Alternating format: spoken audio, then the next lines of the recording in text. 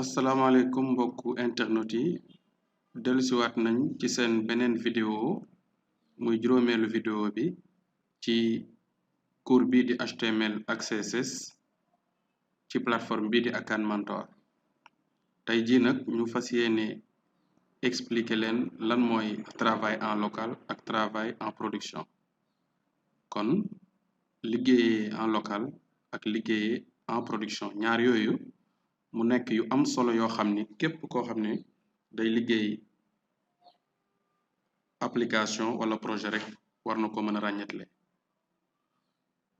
kon bu dee liggéey en local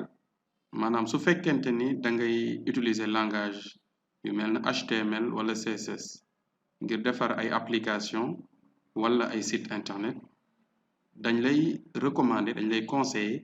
nga liggéey en local suñ ne liggéey en local mooy nga liggéey ci sa ordinateur bopp loo xam ni amul benn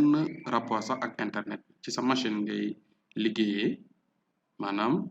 bépp changement booy def rek ci machine bi lay am bokkul ak nga travail en production mooy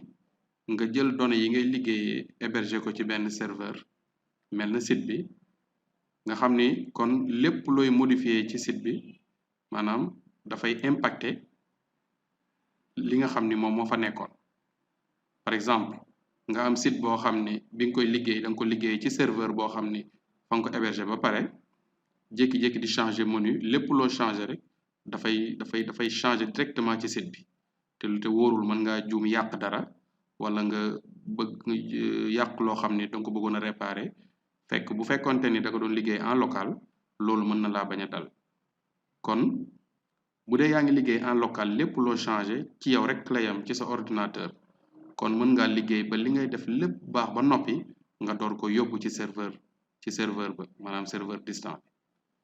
waaye bu fekkente ni yaa ngi liggéey en production mooy tekki ne site bi da nga ko héberger ba noppi wala application ba ngay liggéey da nga ko héberger ba noppi maanaam nekk di def ay modification foofu ci serveur ba te loolu wóorul mën nga yàq loo xam ne fekk amoo woon copie bi alors que bu dee ci sa ordinateur local moom da ngay continuer di tester bala ngay def baax rek nga door koo mën a yóbbu kon en mode live mooy direct distant kon loolu mooy li nga xam ne moom la ñuy conseiller képp koo xam ni dafay def développement web maanaam application web di utiliser langage yooyu muy langage HTML ak CSS kon booy liggéey nga travailler ci sa propre ordinateur maanaam hors ligne donc liggéey ci sa propre ordinateur loolu mooy waral changement boo def rek ci machine bi lay am du kenn du ko gis ci internet ndax héberger go site bi da nga koy liggéey en local kon intérêt bi ci am mooy du impacter dara ci loo xam nit ñi dañ ko doon jëfandikoo waaye bu dee travailler en production nag moom en ligne ngay liggéeyee bu boobaa kon dafa mel ne da nga héberger ba noppi nekk di ci liggéey kon loolu changement boo def rek dafay impacter kon maanaam la nga héberger woon ba noppi kon ñuy conseiller képp koo xamante ni day def développement kuy tàmbali wala koo xam ne ku yàgg liggéey la ci développement tamit muy liggéey en local ba la mu bëgg lépp noppi na mu ko bëggee mu door ko yóbbu en production kon yaakaar naa ci cours yi ñu dëgmalaat ba tey ci HTML ak CSS dinañ tàmbali kon dëgg-dëgg li nga xam ne moom mooy wàllum code bi nag waaye balaa ñuy dugg ci code bi xam naa leçon bii di ñëw dañu leen expliquer lan mooy éditeur maanaam pour nga tàppe ay code HTML ak CSS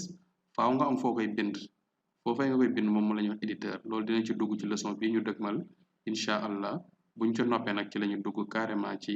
wàllum code bi tàmbalee code en HTML kon ñu leen di jox daje ci beneen vidéo ci ba tey ci cours HTML ak CSS ci plateforme bii di Akan Mentor jërë ngeen jëf